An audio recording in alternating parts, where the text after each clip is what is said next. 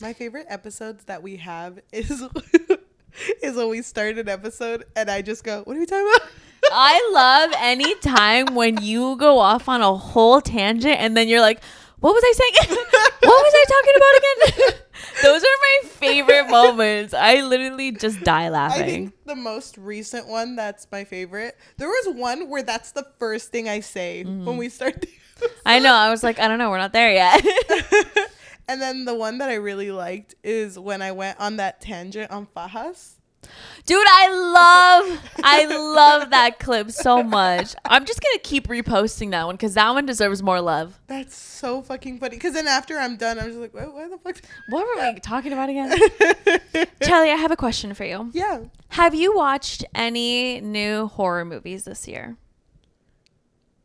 No, I don't think I Dude, have. I feel like horror movies this year have been slaying my life. Which sucks because every time I'm about to go to one, I end up not going. Why? You need to. Because the people that I'm going to go with are just like, JK. And I'm just like, don't get my hopes up, bitch. Dude, we need to watch Smile 2. Smile 2 changed my life. I want to so watch. I haven't fucking even seen good. the first one. Oh, what? Smile to the Smiling. You haven't seen Smile? No. It's so good. But I think, oh my God, I think I prefer the second one. Maybe. Okay. It has not left my brain, guys. This is serious. Okay, guys, I'm going to make a list. I want to watch the Smile movies. Okay. It's so funny. I've never seen Happy Death Day. Never. What? Yeah. I love the meme. You are gay. I know. I love that meme. I don't even know the context of that shit. Dude, it's so that movie is so good. I've never seen that one. The sequel, not really. I saw the Long Legs. That one is good. Not that scary, but that one's good. I wanted to go see that one. Oh, I guess the one I really liked, the one we saw together, the talk show one. Late Night with the Devil. Yeah, that one was so good. that one was really but that good. was earlier in the year, right? Yeah, dude, that's the last time I saw a horror movie. It feels like forever ago. I never saw the one that you told me about, the handshake one where they handshake that dead. Talk to Me. Yes, I never saw that one. So good. But I felt like I watched it because you told me about it. I think that was last year though. Okay, I haven't seen that one. I feel like there's so many good ones. Talk to Me was the one I did a PowerPoint on for you, and we did an episode on it. Go watch it. Check it out. It's really fun. I just feel like there's so many movies I just haven't watched. Okay, they're all passing me by. Dude, you're missing all of these bangers. I know. I'm just not a movie person or a show person. What are you talking about? Yes, you are. I used to be. Shows. I used to be. You don't really watch shows? Well, I don't have any time for it, so I just watch YouTube videos like an old lady. Oh my God. I can't have high commitment things because I know myself. I'm gonna fall into the hole. Yeah. So I don't do that. I'll never anymore. see you again. Exactly. I won't see myself again. Yeah, we need to watch Smile at least. Out of all of these that you listed. Yes. But to change the topic, you know what I love in horror movies? I love Found family and just unlikely friends going on an adventure. This one was definitely Scooby-Doo gang vibe. Yeah, it really was. But in the weirdest way possible. Who was Scooby in this? I guess we'll discuss. Do you think an adult version of Scooby-Doo can save your life? Yes. I hope so. Welcome to the Book Fix Podcast, a podcast where we fix lives one book at a time. I'm your host, Cheli. And I'm your host, Yajaira. And today we are going to be talking about Graveyard Shift by M.L Rio. Mm-hmm. I have never heard of this book. Really? Yeah, but the cover looks familiar. I was seeing it on Barnes & Noble, so I thought it would be good to talk about. Okay. That was before I read it, though. I will say, you read this twice. Dude, I had to... Oh, my God. This is your Six of Crows. This is so fucking embarrassing. I had to reread the story. Like, I would... Because I was listening to the audiobook, and we've already had a whole tangent on audiobooks not that long ago, but... I would hear it, and then out of nowhere, my brain would just like start thinking about something else. And then I had to keep repeating. No fucking joke. I can tell you from where exactly. It was one of Edie's. Dude, that's so funny. I'm going to say this about our next one. It was one of Edie's chapters. Where the fuck is it? No, not this one. It's the next one. No, the next one. And this was my second time listening to it, not the first time. Edie, 3:30 a.m. I had to re-listen to that chapter like 10 times. I'm not even kidding you. And because I would just listen to it, and then I would start fucking dozing off about, I don't even know what the hell I was thinking about. And then my first listen to it, it was so hard for me to remember what character was doing what character worked where the fuck were we? Yeah, I will say, even reading this, if you're not paying attention, you miss so much. Mm-hmm. It's so dense. Mm-hmm. And it's a short story, so it's so weird. Can I say, I'm still kind of confused. Me too. Right? I'm very confused. So let's just start off. Our character, Edie, is our main character. Kind of. Not really. She's our first character, yeah. If she had to be a Scooby-Doo character, she kind of gives Scrappy. So she... No. Yeah?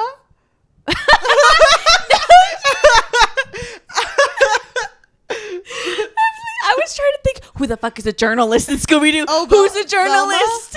Velma? No, I feel like Tamar gives Velma. Yeah. I don't know what Edie gives. She's Scrappy. She's the fucking ghost. She's the one that you unmask and you're like, shit. No, she's Scrappy, where it's kind of like, you're kind of just along for the ride. Maybe she's Scooby. Maybe Scooby's the friends we made along the way. But wouldn't, because Hannah's not Daphne.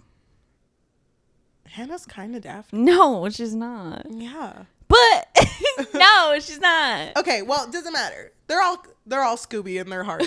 So Edie's not our main character, our first character, and she's showing up to this meetup where her friends go to this graveyard that's abandoned. People don't visit. No one's been buried here for 100 years, and they all meet up there to smoke. And they're all graduate students. So they just have no time in their lives. Well, except Edie. Edie is still in school. Okay. But they're all just, their lives kind of suck. I do kind of love the different, like, how different everyone's life is. And then they just all take their breaks at the exact same time just to smoke in this cemetery. Isn't it kind of weird that they're all friends, though? Like, some of them seem like they wouldn't be friends with each other. Well, I don't think they're, like, the closest friends. I just think... Have a friend group chat. Anchorites, right? The anchorites? Is that what they're called? Yeah, that's what they call it. I could be wrong. Why did they call it that? Because one of the tombs was from, like, a saint. I think had the same name or something. Okay. I don't remember. Something like that. This group has Edie, who is a journalist. She's the editor-in-chief. And her biggest thing is that she always wants the scoop. Because she just wants this newspaper, even though it's just a school newspaper, she wants it to be good because it's read by 10,000 people. It's very renowned in the university. Yeah. And also there's the person before her managed to make their way to like some sort of top. Yes. They managed to like make something out of their life because they worked in the same position that she's working in. Exactly. And then there's our character Tuck. Who he used to be a microbiologist, but I don't think he finished school. No, he didn't finish school. I think he couldn't handle the payments. So he is, I'm just gonna say what they all are. He is currently homeless and isn't really telling anyone about it. No. Our next character Tamar. She, I don't know what she does at school. She works at a library. She's much older than everybody else. Okay.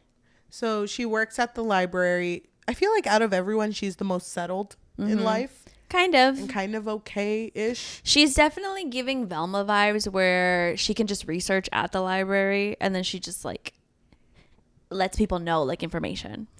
There's also Hannah, who also works. She's like a DoorDasher, Uber driver kind of thing. Oh, I thought she also worked at the library. No. Okay. She's like a rideshare person. Oh, okay. And is an insomniac. And because of that, she's kind of unhinged. Yeah. So. Well, imagine not being able to sleep. I'd be unhinged too. Yeah. So there's that. I think there's a point where one of the characters like, I slept with her once and that was fucking crazy. And I loved how even in Edie's perspective in the first chapter, she was like, yeah, Hannah and I aren't friends, but I mean, we're in a group together. So. Yeah. And then Theo, he kind of seemed like a frat guy. He was the bartender. But he gave frat vibes. Yeah, because everyone was like, he's so handsome. And he sleeps around. It's known that he does. And he's very muscular and sexy and whatever. Love that for him. So they're their own group. You know, they all meet up here to smoke. But there's just something that's different this night around. And it's that there is a grave that's dug up. Mm-hmm. And they're all just kind of smoking, looking at the hole. And they're just like, what'd you think it get? When did it get there? Mm-hmm. Does anyone take a guess? Tuck, weren't you the last one here? Was it you? Like, did you do? And then they're just trying to figure out why this is here. This is a whole mystery, but everyone is kind of just like, whatever, except Edie, because Edie is the journalist, so she's just, I need to figure this shit out. She would have let it go, but then I think it's Hannah who is like, well, maybe it's just like state the obvious, because that's like a journalism thing. Occam's razor? Yeah. So she was like, what if someone killed someone and they're gonna bury them here because they pre-buried the grave, and you can tell it's recent. It's like an hour ago because the soil is still moist. They're gonna bury someone, and Edie's like, "Holy shit, you're right!" And so everyone starts to go home when they say that because it's like, well, I'm not gonna be here when someone gets buried, so I'm leaving. Yeah. And so Edie stays behind with Tuck, and is just like, "Don't you want to know?" Tuck's like, no, fucking leave. And I think she tells him, like, we got to go check that church out, the one that's next door, because maybe there's something in there. And he was like, can't you read? It says keep out. Yeah. Danger. Don't go in. But it's funny because when they go in, he's just like, no, we shouldn't be here. You're going to have to take a left here because that right side is kind of broke. No, we're not. Oh, actually, be careful with the third step because it is kind of and then she's kind of wobbly. How do you fucking know this shit? And when they get to like the main room with all the office records, because he leads her there, she's just like, you've been here before. She sees his journal on the table. And she's like, isn't this yours? And he's like, and isn't that your sleeping bag? Wait, hold on. No, I've sent you mail before. Is this the address? It's just like everything. And there's like a little neon light thing, and it's just Tuck's room. Oh my God. But Tuck is like, yeah, I mean, I live here. There's no story. I'm just broke. Yeah. That's literally it. And I thought it was interesting how Edie was kind of like, I don't really know what to say. I mean, what would you say if you were in my situation? Nothing. Because I wouldn't be a nosy bitch. Yeah. But then they notice that someone is hanging around the grave. And they're like spectating when they notice that they're like dumping shit into the grave. Yeah. And I was a little bit confused because it was first described as limbs, but then when they go and inspect, it's just rats. Yeah. So dead rats. It's dead rats, but they don't look good. No, they look weird. They look weird. They're missing patches of fur, and there's something called lichen. I don't know what lichen is. It's like something is sprouting on them. Because remember, Tuck was a biologist, mycologist. Yeah. He was really into fungus. Oh my God, were you getting flashbacks? I was. Okay. To What Moves the Dead by T. Kingfisher. Yes. So I don't know. So then he's the one who notices these fucking fungus growing on them. So they're hiding when a fucking rat climbs on Tuck. Well, the reason they're hiding is because the guy comes back. Yeah. And he's there to like, he's with a shovel now and he's covering up the grave. And that's when a rat climbs on Tuck. Dude, this bitch is scared of everything. He's Scooby. Wait, no, he's Shaggy. He's Shaggy, yeah. It was disgusting though, because he literally had to grab the rat and like kill it. Mm-hmm. So when the guy leaves, so gross. Edie's like, there's a story here. Oh my fucking God. He walked this way. He's heading towards Theo's bar. So then it all becomes like all of these characters are trying to intercept this character to figure out why he's digging up rats. So Theo's burying rats. Yes, why he's burying rats. Theo's part. Theo works at the bar and intercepts the guy because the guy's trying to leave in his Toyota, but the Toyota is not turning on. So he's like, hey, come inside. Go ahead. You can have a drink. You're going to need an ID, though. Oh, can I see your ID? Take a picture of it and sends it to the group chat. Yeah, here. Drinks on me. And he's getting this guy drunk. Yeah. And they figure out his name is Tom Kinnan, I think. And the librarian, Tamar is looking into him, and he's written a lot of reports on therapeutic Berasium, like ways to help somebody sleep. So insomniacs. But in Theo's perspective, we also learned that somebody had kind of like a violent outburst, I should say. And they were just acting very violent, and he had to restrain them and then kick them out. And so he has like a bruise on him. So he's even telling the gravedigger, Tom, about it. And he's like, oh yeah, you know, this situation happened. But I mean, it's worse on Halloween, so it was not that bad, I guess. So Tamar's the one who's looking into him, like you said. Yes. And then Hannah hears all of this information.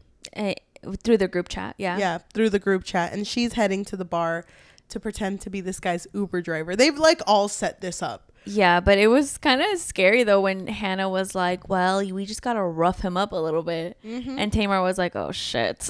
So Hannah picks up Tom and takes him into the... First of all, she's driving so fucking crazy at the beginning. Does he get knocked out? Is that what happened to him? I thought he was just too drunk. Like, he was like... oh. Because when he finally does pass out, she drives him to, like, the middle of nowhere and takes his phone, unlocks it, sees all this incriminating evidence of them testing out this medicine they're trying to make on people between him and his like partner, which is a professor that works at the school.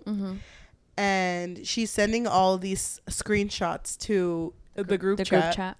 And when he wakes up, she has a moment with him where she was like, do you not know who I am? Do you not remember me? What are the odds? That's kind of what bothered me about this story. Yeah, I felt the same way. Because I'm okay with everything else. But to me, Hannah's part was just kind of like, thrown out there. Yeah. I wish Hannah hadn't been part of the group. I wish Hannah would have been someone that they found throughout the story. You know what I mean? Yeah, like interviewed her or something. Even if she had just been someone who worked at the bar. You know, I would have been... Because to me, it's like, how is it that you're connected to this one thing you didn't even know about? But she basically reveals that she has been tested with this medication that they had made. Yeah, they had given her eye drops, and she had described it as like, oh, I had sleep in my eyes. And she's like really rough with him though. Yeah, she is. She's like choking him out. Yeah. But he basically describes that the reason that they had to throw those rats in there, and I think another character says this too, but I'm going to say it now, was because if they were to burn the rats, they have to explain why they burned the rats. Because that's usually what scientists do after a failed experiment. If they had killed the rats, they had to explain what happened. So instead, if they died and they buried them, then no one would be the wiser. There's nothing you have to report. They're just gone. And that's kind of what the intention was, because apparently these rats became violent. They suffered seizures. They became blind, and then they became cannibalistic. And Hannah... I think Hannah asks, like, is that going to happen to me? But doesn't really get her question answered. She doesn't get an answer, no. And then just kicks him out of the car. And then she sends all the pictures. But she does think about killing him, though. Does she? Yeah, I was like, damn, okay, Hannah. You kind of went off there. Yeah. So then Edie's over here gathering all the information. While she's cleaning Tuck's wound. They're kind of making the story up. Tamar, I think, interviews the doctor, right? Professor Lockley, I think was her name. Yeah. And shows her all of the receipts, and it's just kind of like, yeah, your shit is fucked up, you know, and it's gonna come out soon. So, and all the professor says is no comment, and she sends that to the group chat. No comment. So then the thing gets published, and it's like shit's about to go crazy. Yeah. So then Theo visits Tuck in the cemetery, and it's so sad because Tuck was like, I'm finally going to be able to sleep. And then Theo comes in and throws a burrito on him, but he is fucking going through PTSD, so he thinks it's a rat, and he's just like, oh fuck. And then he notices it's a burrito, and he's like, what the fuck, dude? And he's like, well, you need to leave this place because, you know, now that the article has gone live, this place is going to be raided with, you know, journalists and all that. So, I'm in need of a bartender if you need a job. I'm also in need of a roommate. Yeah. That can maybe wash all my clothes, do all my dishes, she's like all that stuff. make me some chamomile tea at night or something. I thought this part was really sweet. Yeah, but I thought it was kind of weird though, because when Tuck talked about Theo, it was giving Theo's like a little bit of a bully to me. Like he calls me fucking stop. Theo, we don't like bullies here. No. But I really like Theo. Listen to our Bully by Penelope Douglas review, okay? We don't like bullies. No, I get it. But I feel like Theo was more than just that. I hated he called him names. I hated that shit. I was really just the names, honestly. Yeah. I don't think he ever did anything else besides the little rude nicknames. Mm-hmm. But that happens. That's kind of the ending there. Edie, her ending is she finally published her thing. Mm-hmm. And then there's Hannah. Hannah calls Tamar and is like, hey. No, she texts her. Mm-hmm. Should we have breakfast in bed maybe? And they're getting together, but it's very much like they just sleep together. It's not really a relationship. No, because I think Hannah's perspective literally starts with her getting up from the bed, looking over, and Tamar is asleep with her arm like slumped, like weirdly. Hannah goes into the restroom and she's describing like she has like a blurry spot in her eye. Like she can't really see. Yeah. And she's washing her face and she just is thinking to herself like she doesn't want to get too close to people. She doesn't like liking people. She's like, fuck, I need to leave this place as soon as possible. But then when she's washing her face, she looks at herself and she says, I think the last line is like, I have sleep in my eyes. Yeah. I'm so confused. The end. What did you think about this? Scooby-Doo? Oh my God. That's why I had to reread it, because I was like, wait, did I fucking miss something? Because I'm so confused with this last line. Yeah, because it kind of just ended. Because I thought this story was going to keep going. Mm-hmm. I just don't get why she had to have a connection to all this. Like, I don't understand why it had to be Hannah. And I don't like, because now what might happen is she might go blind and then she might have cannibalistic tendencies. That's kind of where I thought it was going. Dude, I was so confused with the Tamar section because it did say that her arm was slumped. So I was like, is she dead? I'm so confused. Did she kill her? I don't know. That's why I was so confused. Oh. Wait, how was it mentioned? Because I don't remember that. Like her arm was like bent. In a weird way? Yeah, I think so. Something like that. Wait, I need to look it up. When she woke, which is Hannah, her eyes were glazed with dreams she didn't remember, the water-spotted ceiling coming slowly into focus, unsure at first where she was, startled to feel someone breathing beside her until she turned her head and saw Tamar's dark arm draped over a pillow in a graceful arc. Swimming through the linens, Hannah felt a little stupefied by her and the sunlight. She had a soft spot for Tamar, mushy and tender as a bruise on an overripe peach. She hated liking people. No, I think she was alive. Okay. So then, what's going to come of Hannah then? She's going to turn? I think so. Then what's the point of this? Why'd they solve this if it's just going to go to shit anyway? I don't know. Overall, I thought reading this was interesting, but I don't think the ending satisfied me. Mm-mm. This is the author who wrote If We Were Villains, which we never read. But you're right. We wanted to read that one. I think they're very different from each other, though. Maybe. I don't know. I don't think I liked it. No. What about you? I don't think I liked it either, even though I read it twice. And you want to know something about me? I fucking love Scooby-Doo. Oh, and you didn't like this? No, I love Scooby-Doo. I didn't hate this, though. But I really felt like it was missing what's the climax? Yeah. There's no climax. I will say, though, that the idea of the story was really good. I like the beats of everything, of them figuring it out. It's just the ending didn't land. And I do like that every character brought something important to this whole fucking mystery surrounding the grave. I did enjoy that. I do agree with you that I kind of wish that Hannah's part wasn't like just connected to it. Like maybe she had a some connection to it, but not directly like that. Or maybe she could have just been someone that they interviewed. I thought it was really cool seeing all these characters interact one-on-one, though. Because it was kind of nice seeing, like, oh, they have friendships amongst each other. Yeah. So that was pretty nice. That being said, I don't think I would recommend this book. No, I wouldn't either. I think I'm just going to give it a middle, like, 3. It wasn't bad, but it wasn't great. Oh, you're so nice. One of the things that the book did really well, though, I think they did a really, really good job with building, like, the atmosphere. Yeah. But, like, the descriptions were really, really good. Yeah. I think I would give it a 2.5, though. Okay. I was leaning toward a 2, but now I feel mean. A lot of kindness here, yeah. I think so because nice I here. just love Scooby-Doo so much. Dude, I fucking love Scooby-Doo. Oh, okay. You don't even know. Okay. I can guess, but okay.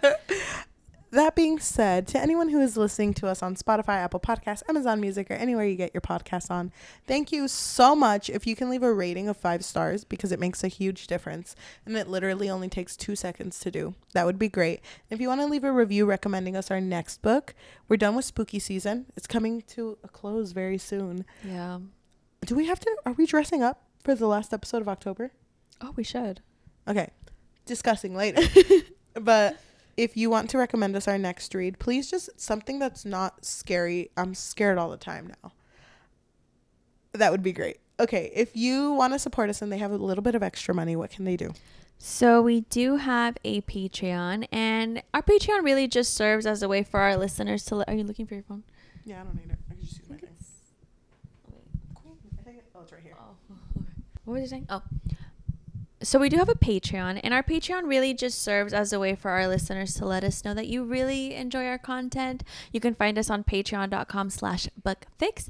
But if you don't want the commitment of monthly, then you can find us on Ko-fi, which is ko-fi.com/thebookfix, or buymeacoffee.com/thebookfix. If you want to support, if you're watching us on YouTube, thank you so much. If you can like, comment, subscribe, and hit that notification bell, because we post every Tuesday and Thursday. We also post every once in a while bonus episodes. So please look forward to those, because they have been great. If you want to support us on social media, we do have a Threads, a Goodreads, a Fable, and an Instagram at The Book Fix Pod. And we also have a TikTok at The Book Fix. Thank you. Okay, so why don't we read a positive and negative review of this book? I will read the negative. Okay. This comes from Miriam, who gave it a 1 out of 5. And she says, "That's it. I don't know why I expected from a 144-page novella, but definitely something more than this. There was no substance, no punch, nothing memorable, and it ended way too abruptly on a cryptic note. A waste of time, TBH."